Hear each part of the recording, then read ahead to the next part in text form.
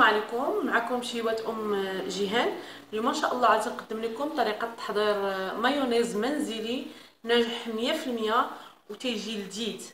تنحتاجوا لهذا المايونيز هذا كاس ديال الزيت، بيضه وحده، شويه ديال البزار او فلفل اسود، عندنا هنا شويه ديال الملحه، معلقه صغيره ديال المطارد، وشويه ديال الخل. هنا عندي خل ابيض، ممكن تستعملوا الخل العادي. نبداو على بركه الله. نجيبوا طحانه كهربائيه ولا نديروا شويه ديال المطر،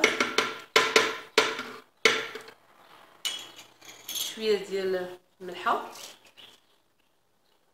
شويه ديال البزار غير بين صباعنا هكذا صافي. وبهذه الطريقه راه ناجحه مزيان. هذه هي الطريقه اللي تنستعملها انا وتتنجح. شويه ديال الخل، تقريبا معلقه كبيره، نخلطوا كلشي.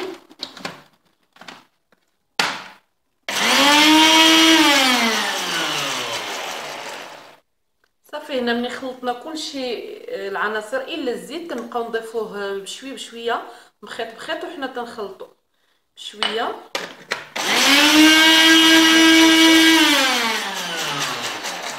حتى نساليو الكاس ديالنا، ولكن خويط بخويط.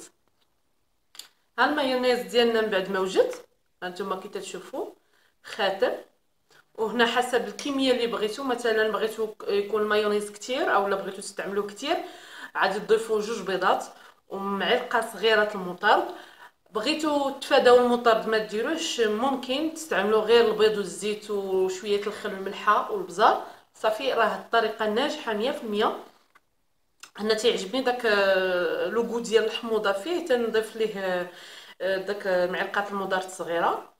وصحتكم راحتكم. ها نتوما تتشوفوا راه تيجي غزال وصنع منزلي، يعني ما بنادم تياكل تيعرف شنو كلا. والمده ديال الحفظ ديالو ما يفوتش اقل من يومين صافي نستعملوه صافي. ما باقيش ما نخليوش يعني في الثلاجه مده اطول، ونستعملوه استعمال فوري ديك الساعات، يعني ما يجيش لينا بزاف الوقت. هذا هو كي تشوفوا خاتر.